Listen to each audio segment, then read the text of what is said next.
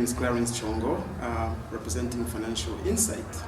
We are here in Kitwe at Garden Court Hotel, and it's the EUZBF Business Forum. It's a conference of 2 days plus a site visit for the third day, and this is day one. Ladies and gentlemen, the person that's sitting next to me requires no introduction. But for those who don't believe me, this is Mr. Albert Halwampa, and he is the Director General of Zambia Development Agency. Welcome to this program, Mr. Halwampa. Thank you so much for having me. I'm so delighted to be able to share some insights regarding the copper green value chains. Indeed. And it's been a busy day, lots of speeches and discussion forums. How do you characterize today? What are your key takeaways from what's happened so far at this conference? Well, I think the conference has been very, very successful. Of course, officially opened by His Excellency Mr. Hakainde Hichilema, President of the Republic of Zambia. I think, in my view, who gave a very strong message on how we should proceed in taking advantage of the endowments from Zambia vis-a-vis the copper and other critical minerals, to be able to go into joint ventures, partnerships with the European companies or the rest of the world, to be able to source capital, technology and skills from Europe. So this was a very successful forum. I think, in my view, also the other discussions that went on, presentations and then also panel discussions, just to digress on this matter, which is very, very important for Zambia, given that we want to go to 3 million tons of copper in the next 8 years. So it's very important that extra 2.2 million tons thereabout, we add value, we make sure that Zambian people are participating, we create jobs, we create value to the GDP. So very, very important forum, and I think the beginning has been very fantastic in my view. Indeed. So, being obviously the Zambia Development Agency, I can imagine that you've got quite a big role to play in all these collaborative efforts and joint venture sort of discussions that are taking place. How can you articulate what your role is in this very important developments? Well, thank you very much. As you might already be aware, our role as Zambia Development Agency is to make sure that we promote investment, we promote trade, promote business development, bring in foreign direct investment, also promote domestic investments for Zambians like you also to begin to invest in your country. So we ensure that given our endowments, whether it's copper, agriculture, energy, and specifically talking about copper today, we need to ensure that we profile projects along the copper value chains and be able to sell these projects, bankable projects, to foreign investors who will be able to come into the country and partner with Zambians, so that together, like the President stressed, we can develop these value chains. As you are aware, the whole world is racing towards net zero. The European Union have got a strategy to make sure that by the year 2050, they are carbon neutral and moving away from fossil fuels, meaning that the copper and critical minerals in this country will play a very, very important role. And that's why we've gone ahead as a country to make sure that we sign bilateral agreement, for example, with DRC, combined Zambia and DRC, we are the largest producers of copper in the world. So taking advantage of these endowments, creating special economic zones so that we begin producing EV batteries, accessories, and going further downstream to negotiate the assembly of motor vehicles in this country. It's like somebody tells you that, look, the Middle East has made so much money from selling of fossil fuels, okay?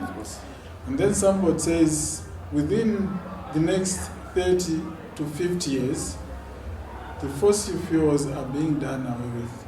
Now, the fuel that will replace Middle East type of fuel is your copper. So meaning that you must envision in the not too distant future that Lusaka should be like Dubai. Absolutely. Lusaka should be like Abu Dhabi or Doha. You know, we should be able to begin planning now. Because, you know, the climate change is real. Absolutely. And copper and other critical minerals are the replacement to fossil fuels. So we must position ourselves and be able to have a mindset change as Zambians, to be ready to negotiate and be aggressive and have the appetite to invest in the, you know, green transition, so that we are not just bystanders or who are just witnessing the happenings. We must participate, you know, and we must begin now. And that's why these forums, this EU-Zambia Copper, you know, Green Value Chain Business Forum is very, very important. And I'm so glad that this is the third business forum that we've, you know, organized in collaboration with the European Union. The first one was in 2022, followed by the one in 2023 on pharmaceuticals. Now we are going into the copper green value chain. So this is very, very important. But we need to get to the nitty-gritties where we begin to structure deals, transactions that are aimed at putting up plants, factories on the ground. Let us identify what are the bottlenecks, what are the challenges. We told the audience there during our presentation that the President has put a platform to resolving any challenge that may exist through the public-private dialogue forum, so that any rigidity, any challenge should be resolved. So that applies to the copper green value chain, because within the PPDF, the Public-Private Dialogue Forum, there is a technical working group on mining. So these issues must be brought to the table. Say, yes, the world is transitioning away from fossil fuels, and the alternative is our resources, value-adding, beneficiation, you know? So what is our strategy?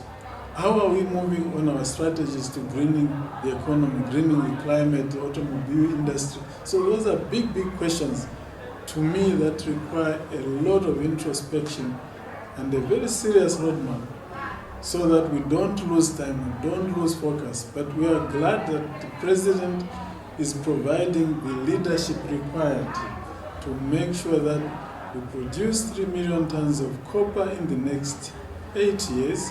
This year, as you heard, we are beginning to map the whole country using artificial intelligence, so that we know where each mineral is, what quantities, and for what duration of the lifetime of those resources. So to me, I think we've begun to do the correct things, and this requires leadership. Yeah? As I did mention in my presentation, that for the past 3 years, because of good leadership, and this is a very important variable, to be specific, good leadership is a very important variable to economic development.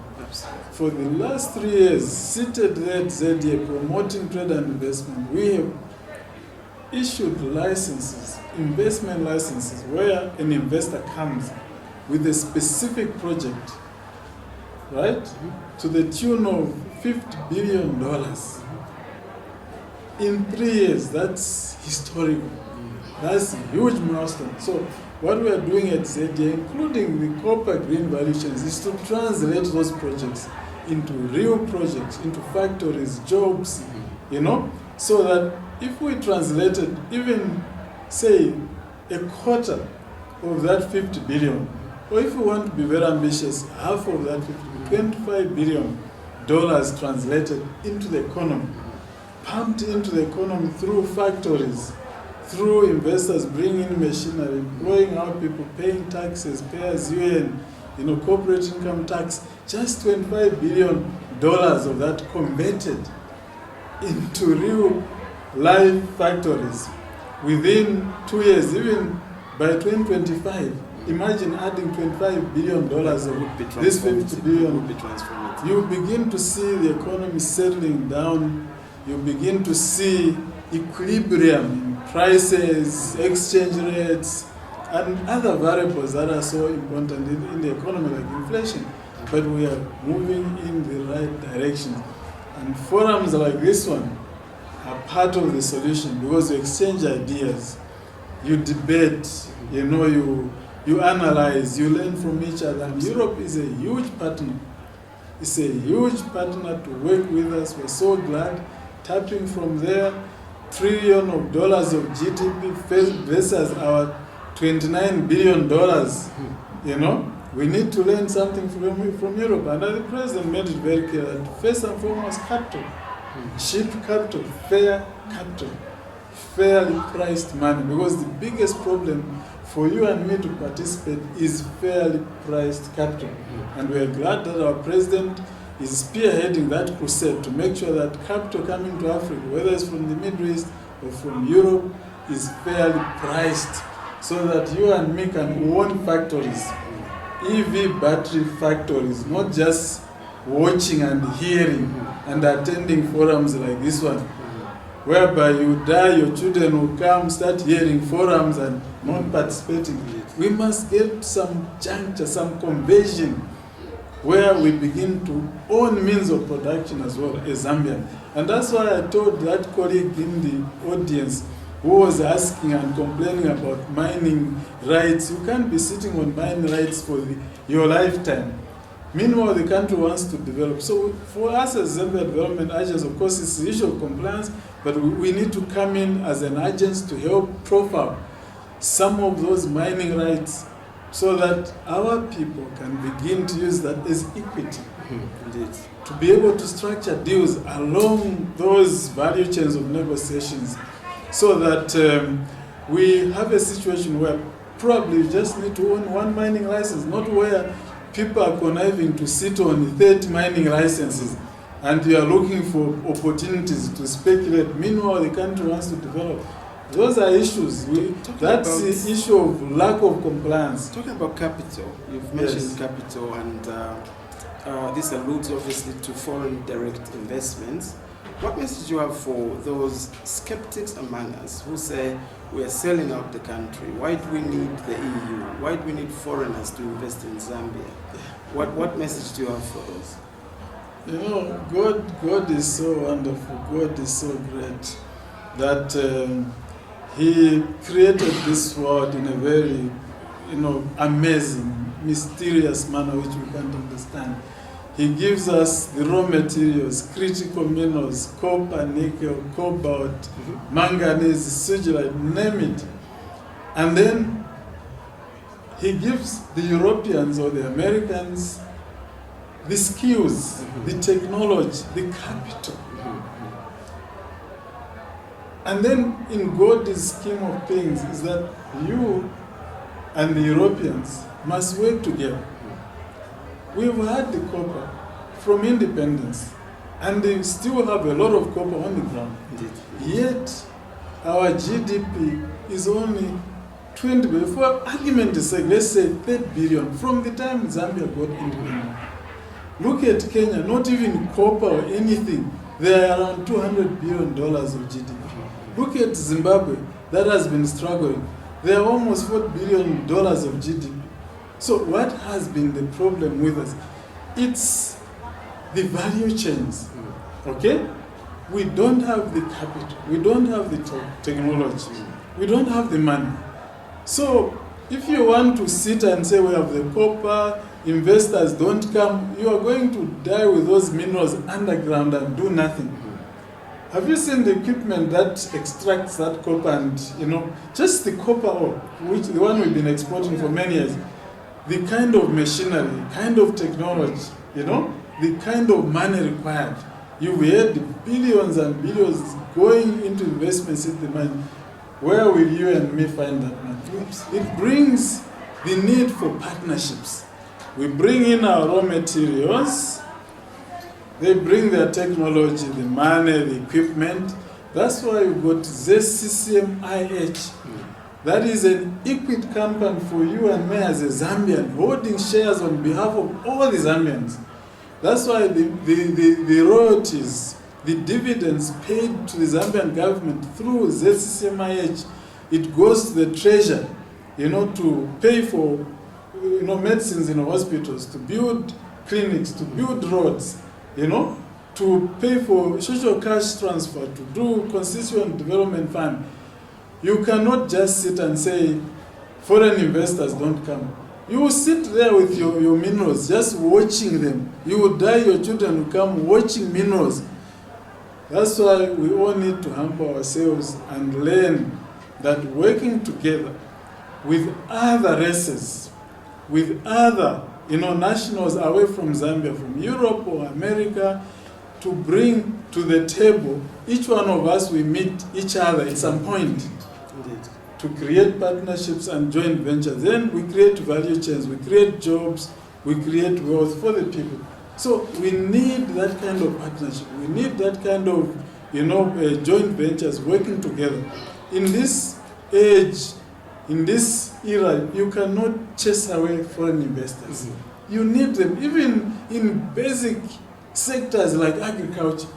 You need investors. One combined harvester costs about $1 million. For you and me, farming is the easiest. You can get my oxen there in Mwanza and start planting. How much land are you going to plant? Bring a tractor there, bring a bulldozer to clear your field and everything, then do combined harvest.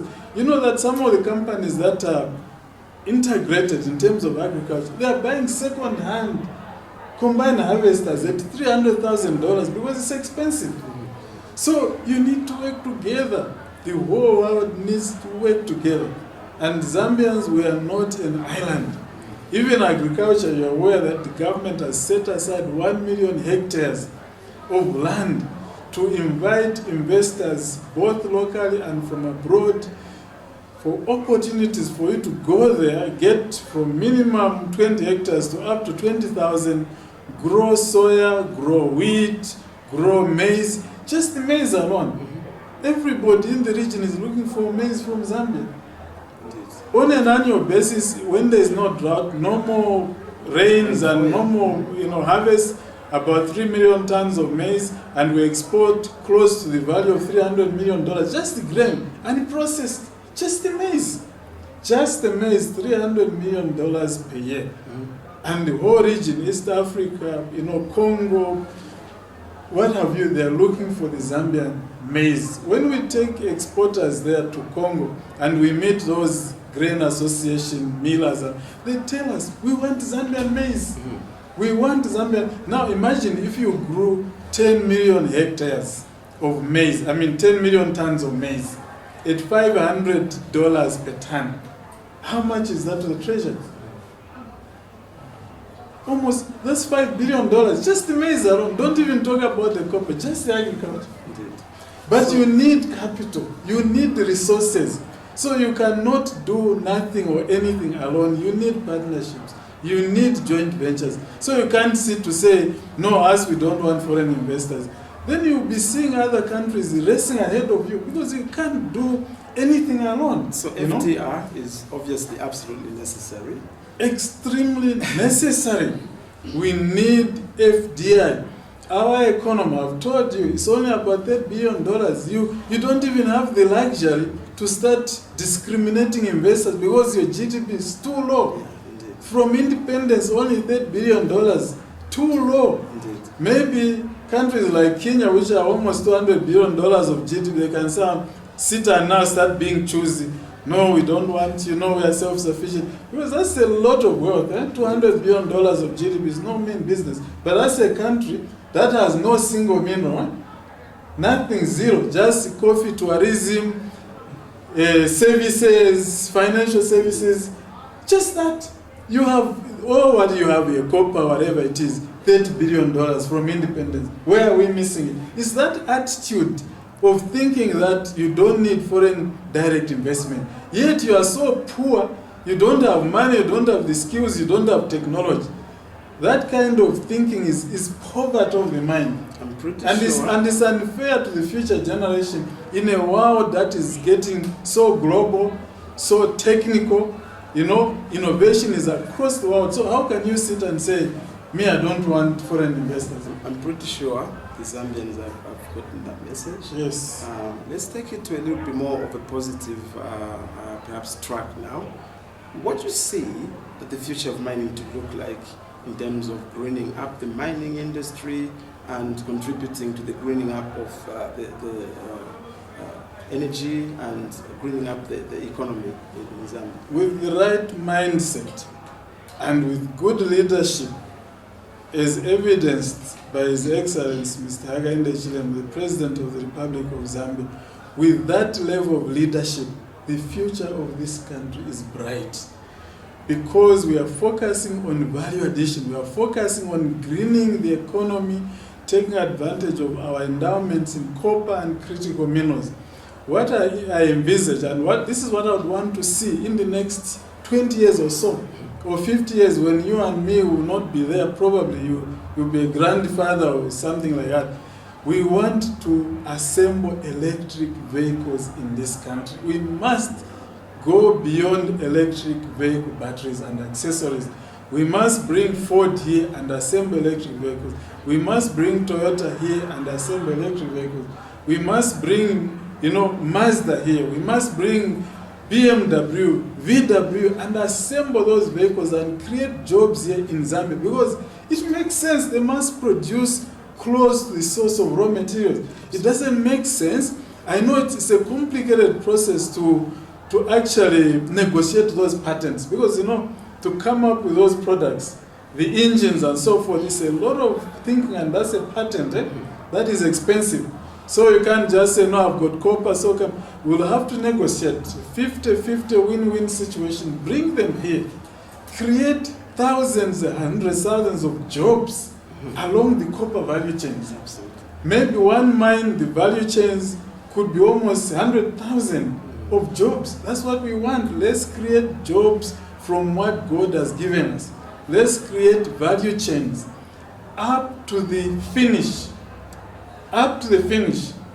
Let's make sure that we assemble vehicles here, whatever the brand. That's what we need to do. That's the future we should envisage. And we can get there with the right leadership we have at the moment. We'll get there. And I'm pretty sure we will get there. We will. We should. Let's come a little bit closer to home now. We are obviously at Garden Court, and it's been day 1. Tomorrow is day 2. You were on a panel discussion today. Do you have any more panel discussions that you are participating in? Not necessarily my colleagues are participating, but I know that today everything went very well. But we know that one good component that is coming tomorrow and the other day is to disseminate the results of the study.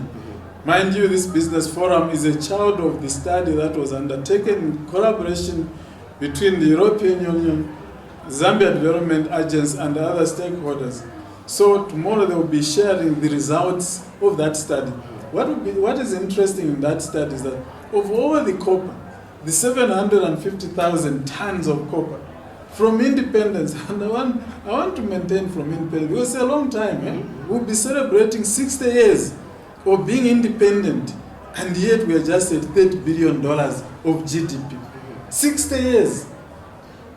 60 years, it's a long time. So in that report, you will be told that there are only 3 companies producing copper wires. That's one of the basic value chains from copper. Only 3. Zamefa, you have Newcastle, and I think there's another one that is almost coming into the fray. But go to Tanzania. Tanzania has no single deposit of copper. Even as the environment gets changing, degradation of this earth or whatever it is, they don't even imagine having copper there. But they've got about 20 companies that are producing copper cables. No copper, no nothing. You and me with all the copper. Only 3 companies. Where there is nothing next door here, Tanzania. 20 companies like Zamefa. So what's the problem? So my take is that as we exchange ideas, as we deliberate, we'll come to a point where we find a formula to make sure that as producers of copper, the next 2.2 million tons to get to 3 million tons, what is the government policy to ensure that a certain percentage, and I know that the government is already moving ahead to make sure that all our shares in all these mining companies, we must have a say on what quantity, what percentage should be available for the local producers, investors coming in to invest here, working with the locals like you. You should have the opportunity to access the copper so that you can produce along those value chains. Learn the ropes, make the mistakes, bring in the investors, the capital, the technology, and then begin step by step to produce electric vehicle, batteries, green copper value chains, other critical minerals. So we need to get there, and I'm very optimistic that as the team will be visiting some of the companies in the field, like Zamefa, they will begin to appreciate what Zamefa has done, what Neocat has done. They're producing for the local market and also exporting. What more if we had even 10 more Zamefa? Imagine the number of jobs, the value added to the economy, to grow the GDP. That's where we need to get to. And I can see that in the next days, these are some of the specific deliberations that will come to the table. And that's very important for me. Absolutely. So the conference program ends on Friday with some site visits. Are you visiting any specific sites yourself? Yes, of course, ZDA will be there. We cut across very important institution for the country. Yeah. This is the institution that drives trade and investment. And we are here to make sure that we take stock of the leads, of the deals and transactions that may arise out of this conference. And we'll go all the way to make sure that our colleagues from Europe who have dedicated their time and resources, showing interest in investing in Zambia, flying all the way thousands of kilometers, we are with them all the way so that they show that it's not just the private sector that is interested in working with them, but also government institutions like ZDA, because at the end of the day, we are the institution that hand-holds the investors across sectors, even copper, green value chains. So we'll be there all the way at the end of this conference because it's very important for us. This is a critical forum. It's not business as usual. So we'll be there all the way. And on that positive note, it falls upon me to thank you for being with us today on this interview with Financial Insight. Ladies and gentlemen, this is the Director General of the Zambia Development Agency. I thank you, sir. Thank you. My pleasure. My name is Lawrence Mwanza. This is Financial Insight. And as I always say, get to know.